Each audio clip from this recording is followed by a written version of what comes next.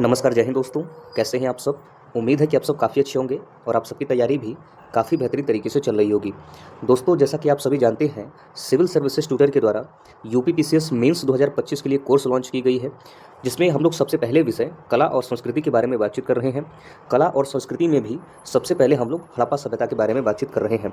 तो दोस्तों, इससे पिछली वाली क्लास में हम लोगों ने हड़प्पा सभ्यता से संबंधित हड़प्पा सभ्यता की सामान्य जानकारी ली, हड़प्पा सभ्यता की राजनीतिक स्थिति, हड़प्पा सभ्यता की आर्थिक स्थिति और उसकी सामाजिक स्थिति के बारे में देख लिया है। बेसिकली आज की क्लास के माध्यम से हम लोग हड़प्पा सभ्यता से संबंधित कला के बारे में बातचीत करेंगे, जिसमें विभिन्न पहलू देखने वाले हैं: स्थापत्य, चित्रकला, मूर्तिकला और शिल्प या संगीत कला।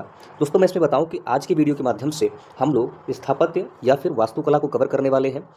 दोस्तों, मैं आपको बताऊं कि जितने लोग हमसे जुड़े हैं, थोड़ा सा जो चीज़ें समझ में अगर नहीं आती हैं तो कोर्स के ग्रुप में आप मैसेज कर सकते हैं कि मुझे ये चीज़ समझ में नहीं आ रही है। जब तक आप हमें अपना कमी नहीं बताएंगे तब तक उसको मैं दूर ही नहीं कर पाऊँगा। दूसरी बात ये है कि उसमें अगर आप जुड़े हैं तो आपने पैसा दिया है, आप एक्टिव रहिए। हर एक चीज़ वहाँ पर जो पूछी जा रही है उसका सवाल जवाब करिए। ऐसे क्या होगा ना कि आपकी जो क्षमता है उसका पता चलता है कि वास्तव में आप किसी भी चीज़ को समझ पा रहे हो या फिर नहीं। ठीक है, तो ये चीज़ें थोड़ी सी वहाँ पर आपको ध्यान रखनी है, ताकि मैं भी क्लियर रहूँ कि मैं जो चीज़ बता रहा हूँ वो सामने वालों को समझ में आ रहा है। ठीक है, लेकिन उससे पहले आप सभी के लिए एक सूचना है। जो लोग नए हैं, जो लोग नहीं जुड़े अभी तक, उन लोगों के लिए मैं बता दे रहा हूँ। देखिए दोस्तों, सिविल सर्विसेज ट्यूटर के द्वारा, यहाँ पर मैं बता दूं, सिविल सर्विसेज ट्यूटर के द्वारा यूपीपीसीएस मेंस 2025 से संबंधित कोर्स लॉन्च किया गया है, जिसकी यहाँ पर आप जानकारी देख सकते हैं। इसमें जीएस पेपर 1, 2, 3, 4, 5 एंड 6, यहाँ पर मैं लिख दे रहा हूँ, 5 एंड 6 भी ऐड है। तो 5 एंड 6 प्लस सामान्य हिंदी, ये कंप्लीट जो है मेंस की कोर्स तैयार कराई जाएगी। यहाँ पर एडमिशन अभी प्रारंभ हो चुका है दोस्तों।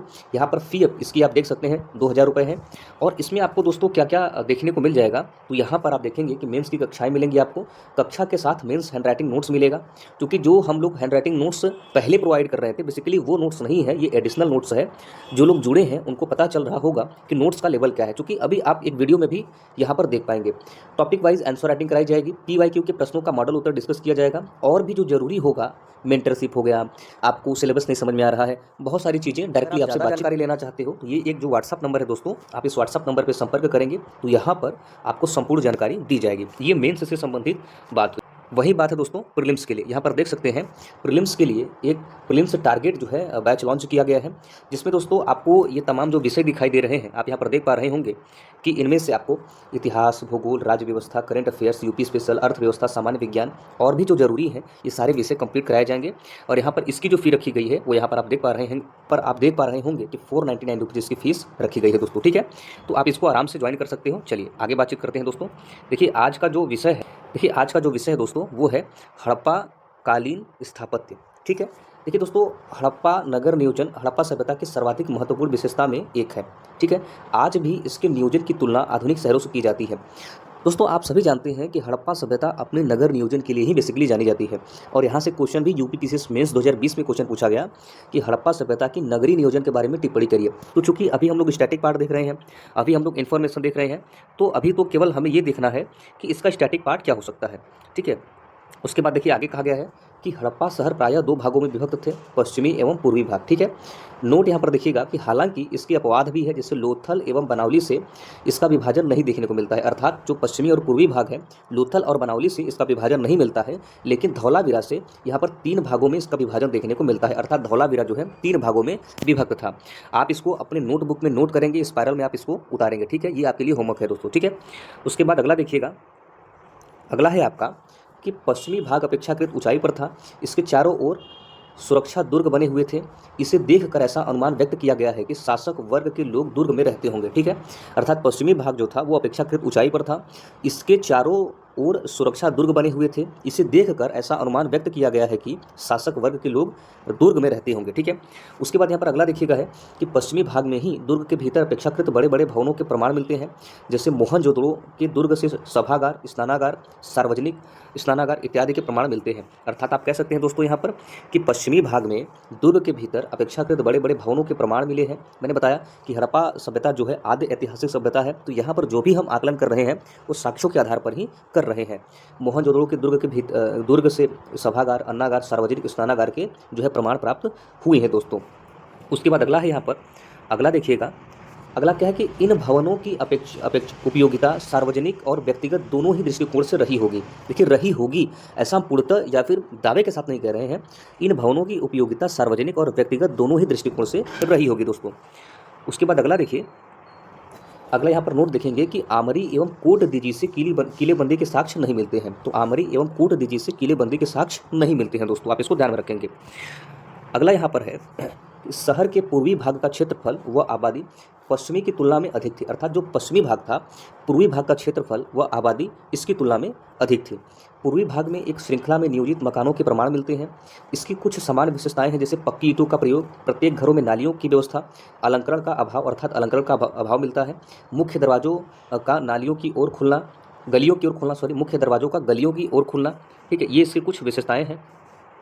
उसके बाद आगे देखेंगे आप कि नियोजन में एक रूपता किसी न किसी रूप में स्थानीय शासन या शहरी प्रशासन के अस्तित्व का संकेत करती है, क्योंकि ये हमने राजनीतिक व्यवस्था में ही इसको बताया था दोस्तों।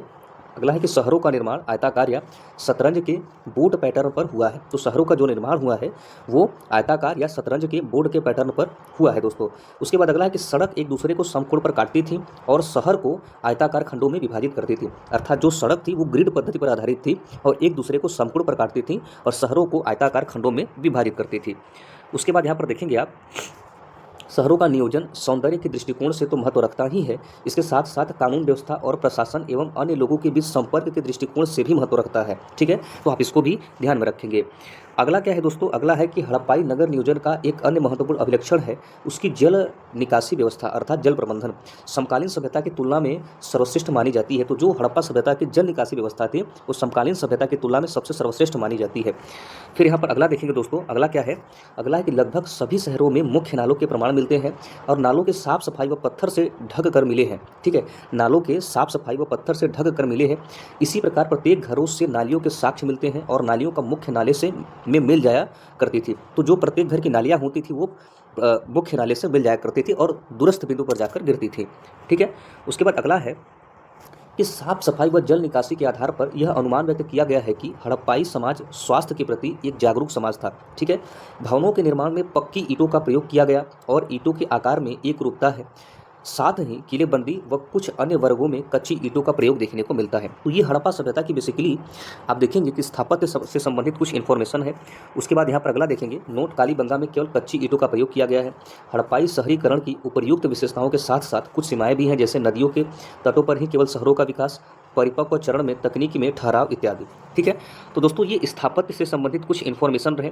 बाकी जो लोग कोर्स ज्वाइन किए हैं उनको हैंड राइटिंग नोट्स फॉर्मेट में ये सेंड होने वाला है। ठीक है, जो लोग कोर्स ज्वाइन किए हैं उनको हैंड राइटिंग फॉर्मेट में ये वहाँ पर सेंड होने वाला है और इससे संबंधित वहाँ पर प्रश्न भी दिए जाते हैं। आप अपना उत्तर लिखकर भेजते हैं और फिर उस पर डिस्कस किया जाता है। ठीक है, तो आप भी अगर कोर्स को ज्वाइन करना चाहते हैं तो व्हाट्सएप पर आप संपर्क कर सकते हैं। यहाँ पर आपको संपूर्ण जानकारी दी जाएगी और कोर्स से आप ज्वाइन कर सकते हैं। ठीक है, तो आज के लिए इतना ही, बाकी हम लोग फिर मिलेंगे एक नई वीडियो के साथ। तब तक के लिए थैंक यू सो मच। जय हिंद, जय भारत।